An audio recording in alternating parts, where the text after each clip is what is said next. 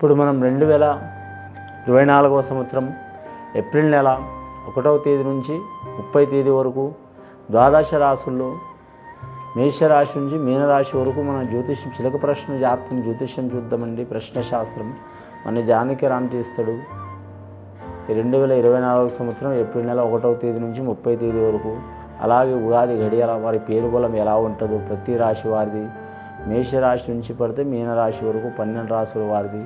మొదటిగా మేషరాశి వారి జాతకం భూత భవిష్యత్తు వర్ధమానం ఎలా ఉందో చూడు జానకి రా. మేషరాశి వారి జాతకం ప్రయత్న ఎట్లా ఉంది ఏప్రిల్ నెల 1వ తేదీ నుంచి 30వ తేదీ వరకు చూడు.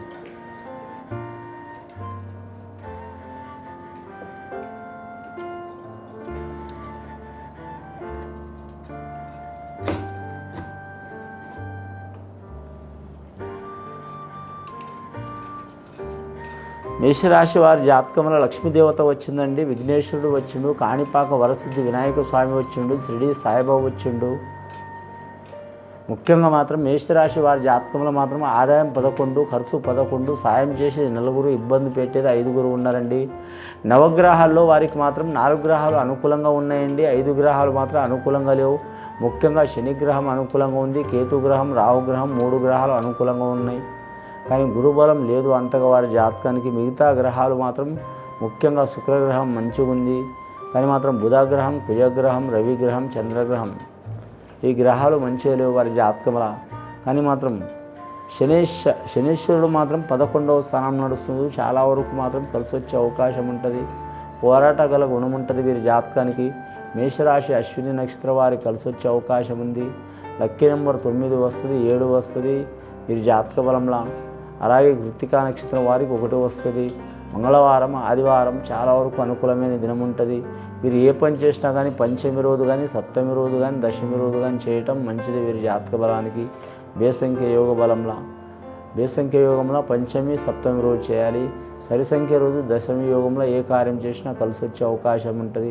వ్యవసాయం కావచ్చు, వృత్తి వ్యాపారం కావచ్చు, రుణ వృత్తిది కావచ్చు, లేకుంటే వ్యాపారంది కావచ్చు, ధన విషయంది కావచ్చు, ఫైనాన్స్ పరంగా కావచ్చు, ఏదైనా సరే మాత్రం కలిసి వచ్చే అవకాశాలు ఉంటాయి. ఆ పాత బకాయిలు వీరికి వచ్చే ఉంటే తప్పకుండా వచ్చే అవకాశాలు ఉన్నాయండి. వీరికి రుణ చిక్కులు ఉంటే ఆ రుణ విముక్తి అయ్యే అవకాశం ఉంది. ఆ రుణ విముక్తి కోసం మీరు ఖచ్చితంగా అంగారక సూత్రం పఠించాలండి. సుబ్రహ్మణ్యేశ్వర స్వామి పూజ చేయాలి. ధనం అనేది అందరూ బంధించాలని చూస్తారు లక్ష్మీదేవత. లక్ష్మీదేవత ఎవరింట్లో స్థిరంగా ఉండదండి, కానీ 100 ఇళ్లలో ఒకటే ఇంట్లో స్థిరంగా ఉంటుంది. ఎందుకంటే చంచలం గల దేవత లక్ష్మీదేవత, అంటే ఒక్కాడ నిలబడదు. అది ఆ లక్ష్మీదేవత మొత్తం ఎక్కడో కూడా తిరుగుతూ ఒక్కడనే స్థిరపడుతుంది. వారికి అవసరం కొద్దీ ఉంటుంది, కొందరికి అవసరానికి మించి ఉంటుంది, కొందరికి అసలే ఉండదు. అది ప్రాప్తాన్ని బట్టి ఉంటుంది. ఆ పరమశివుడే ఆ లక్ష్మీదేవతకు అలా ఇచ్చిండు ధనయోగం. అని మాత్రం అయినా ఆ లక్ష్మీదేవతకి వరం ఇచ్చి అయిననే ఒక యోగి లెక్క కాశీలో మాత్రం ఒకానొక కాలంలో మాత్రం భైరాగి లెక్క తిరిగి మాత్రం అఘోర లెక్క తిరిగి అడిగిండు అన్నపూర్ణ దేవతని. కాశీ విశాలాక్షిని భిక్ష అడిగిండు. అసంటి సందర్భాలు కూడా ఉన్నాయి. కానీ మాత్రం మీరు జాతకంలో మేషరాశి వారు పేరు మీద చూడాలంటే అండి మందగోడితనం ఉంది. మందగోడితనం అంటే సరి సమానం ఉన్నది వారి జాతకంలో. విద్య విషయంలో మాత్రం విద్యార్థులకు ఇబ్బందులు తప్పవండి, జాగ్రత్తగా ఉండాలి. గురుబలం లేదు, గురుబలం లేనందువలన విద్యలో ఇబ్బందులు తప్పవు. ఉద్యోగస్తులకు ఇబ్బందులు తప్పవు, అలాగే గృహస్థులకు ఇబ్బందులు తప్పవు. అలాగే వీరి జాతకంలో చూడాలంటే మాత్రం సంసారంలో చిక్కులు చికాకులు చాలా ఉంటాయి. శని బలం బాగుంది కాబట్టి ఓపిక ఎక్కువ ఉంటుంది, మొండితనం ఎక్కువ ఉంటుంది. 100 మంది 100 రకాలు అనుకున్న వీరు పట్టు వదలరు, మడమ తిప్పరు. అసంటి యోగ బలం ఉంటుంది. దయ్యాలు, భూతాలు, మంత్రాలు, తంత్రాలు వీరికి పారవు. కానీ కుట్రలు, కుతంత్రాలు చేసేవారు చాలామంది ఉంటారు. అది ఎవరితో ఒకరితో ఎఫెక్ట్ వచ్చే అవకాశం ఉంటుంది. చాలా జాగ్రత్తగా ఉండాలండి. ముఖ్యంగా వీరి జాతకంలో చూడాలంటే మాత్రం వీరి కులదేవతని కానీ, గృహదేవతని కానీ, లేకుంటే వీళ్ళు వంశస్థుల దేవతని కానీ పూజ చేయాలి. ఇంకా అందరి దేవుళ్ళు మాత్రం మనం పూజ చేస్తే సర్వదేవతలు మాత్రం విఘ్నేశ్వరుని పూజ చేస్తారు. ఆ విఘ్నేశ్వరుని ఆరాధన చేయటం చాలా వరకు మంచిది, శ్రేష్టం. విఘ్నేశ్వరుని ఆరాధనకు మాత్రం 11 రకాలని కొందరంటారు, 1 రకమని కొందరంటారు, 6 రకాలని కొందరంటారు. కానీ ఆ విఘ్నేశ్వరునికి చాలా రూపాలు ఉన్నాయండి. చాలా వరకు మాత్రం 21 రూపాలు ఉన్నాయి. 21 రూపంలో ఏ రూపంలో అయినా సరే పూజ చేస్తే చాలు, శుభయోగం ఉంటుంది. అందులో కాణిపాక వరసిద్ధి వినాయక స్వామి అంటే గంగలోంచి ఉద్భవించిన వినాయకుడు చాలా సత్యం గల దేవుడు. స్వచ్ఛమైన యోగ బలం ఉంటుంది. ముఖ్యంగా వీరికి వివాహ విషయంలో కళ్యాణంలో దోషాలు, చిక్కులు, చికాకులు, దారిద్ర బాధలు ఉన్నవారికి తొలగిపోయే అవకాశాలు ఉన్నాయి. పెద్దల ఆస్తి కలిసి వచ్చే అవకాశం ఉంది. అన్నదమ్ములతో విరోధాలు ఉన్నవారు దగ్గరకయ్యే అవకాశం ఉంది. భార్యాభర్తలతో మాత్రం తగాదాలు, చిక్కులు, చికాకులు తప్పవు.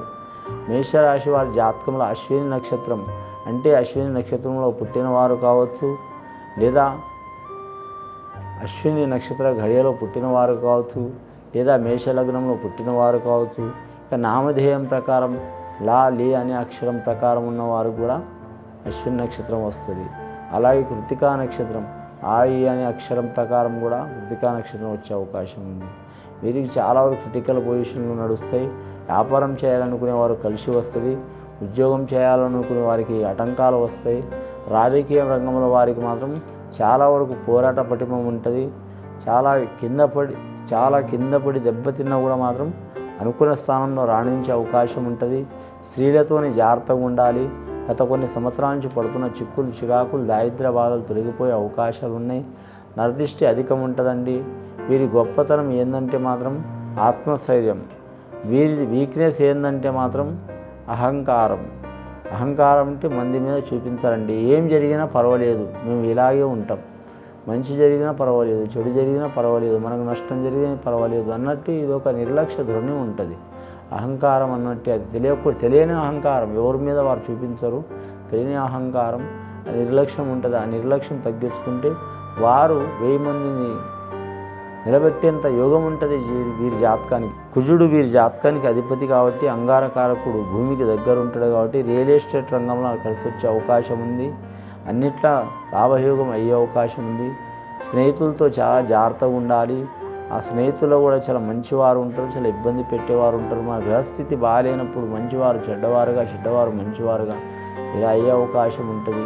ముఖ్యంగా వీరి గురుబలం అనుకూలంగా లేనందువలన లేనిపోని ఇబ్బందులు, లేనిపోని తిట్లు, నీలాప నిందలు, నమ్మిన వారు మోసం చేయటం, ధనం నిలకడ లేకపోవటం, ఎంత డబ్బులు వచ్చినా నిలబడకపోవటం, వృత్తి వ్యాపారాలు సరిగా లేకపోవటం, మనశ్శాంతి లేకపోవటం, కళాత్ర సౌఖ్యం లేకపోవటం, అలాగే స్త్రీలకు భర్త సౌఖ్యం లేకపోవటం, సంతానం నుంచి ఇబ్బంది కలగటం, మనశ్శాంతి లేకపోవటం, చికాకులు కలగటం, ఎవరి మనసులో వాళ్ళు ఉండటం, అలాగే నమ్మిన వారు నష్టం చేయడం ఇలాంటి సంఘటనలు ఉంటాయండి.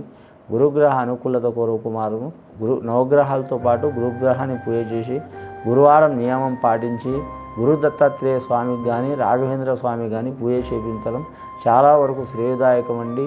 ఇది విని చూసి ఆచరించే వారికి మంచి ఫలితాలు కలుగుతాయండి. శుభం భూయాత్.